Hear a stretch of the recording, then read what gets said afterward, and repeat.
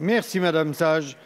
Pour le groupe radical républicain, démocrate et progressiste, la parole est à Monsieur Harry Chalus. Merci Président. Chers collègues, la Constitution du 4 octobre 1958, article 1er. La France est une république indivisible, laïque, démocratique et sociale. Elle assure devant la loi l'égalité de tous les citoyens sans distinction d'origine, de race ou de religion.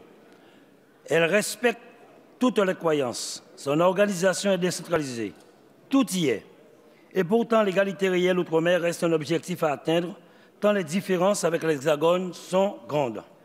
Comme vous l'aviez dit, Madame la Ministre, nous entamons une marche vers l'égalité pour combler les écarts et inégalités existants entre nos territoires et l'Hexagone.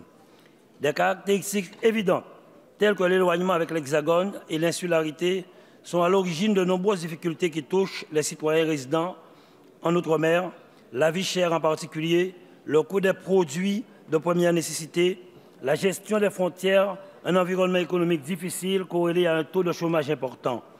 Mon collègue Stéphane Cléo le sait bien, chaque territoire est spécifique, à l'image de Saint-Pierre-et-Miquelon, qui évolue dans un bassin économique riche avec le Canada et les États-Unis comme voisins, ou de Mayotte, qui, bien que cumulant des retards vis-à-vis des standards métropolitains, apparaît comme un îlot de prospérité au sein de l'archipel des Comores.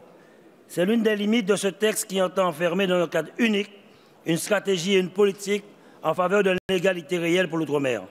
Sur le fond, la proposition fondamentale du texte consiste à instituer des plans de convergence avec les collectivités locales pour cibler des objectifs de rattrapage sur 10-20 ans. Selon le texte, la République reconnaît aux populations d'outre-mer le droit d'adopter un modèle propre de développement durable pour parvenir à l'égalité dans le respect de l'unité nationale. Cependant, le vieux réflexe jacobin reprend le dessus et l'État entend rester au centre de la programmation. Les politiques publiques et les objectifs mentionnés à l'article 1er du projet de loi sont définis en concertation par l'État, les acteurs économiques, sociaux, les collectivités territoriales. Cela dénote une conception pour le moins ambiguë de la décentralisation. Il ne faut pas confondre consultation et concertation.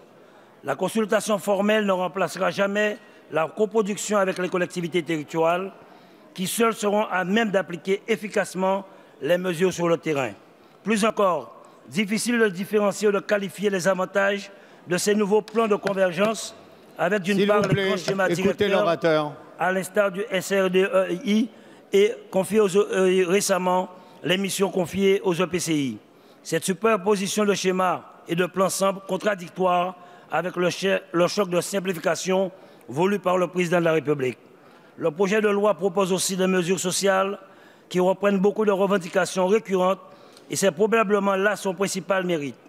Je salue l'insertion dans le texte, à l'initiative de notre collègue Thierry Robert, de la fixation des orientations fondamentales en matière d'accès à la mobilité, de lutte contre l'illettrisme, les problèmes prégnants dans nos outre-mer.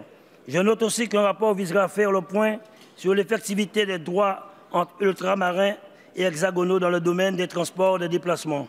Nous sommes également satisfaits par l'insertion, à l'initiative de notre groupe, d'une définition de la continuité territoriale, celle-ci s'entendant du renforcement de la cohésion entre les différents territoires de même État, notamment les territoires d'outre-mer, et la mise en place du maintien d'une offre de transport continu et régulier entre les territoires. De nombreux apports ont ensuite été effectués avec l'insertion, en plus des dispositions sociales, des dispositions relatives au désenclavement numérique en faveur de l'école de la formation professionnelle. Pour autant, toutes les demandes que nous avions formulées n'ont pu être entendues. Et j'espère que l'esprit d'écoute de la ministre de l'Outre-mer continuera positivement au cours de la navette.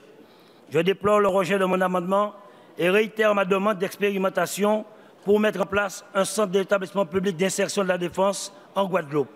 Cette possibilité d'expérimentation, d'adaptation, d'habilitation est à mes yeux fondamentale.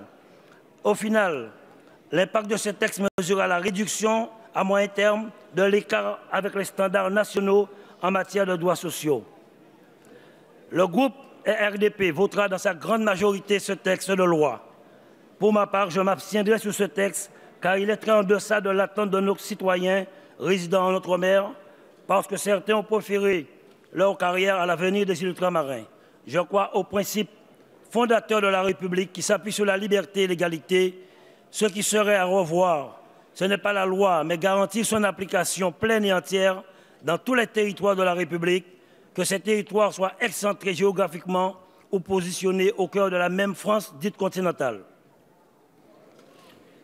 Merci, Monsieur Chalus. Si vous voulez bien regagner vos places.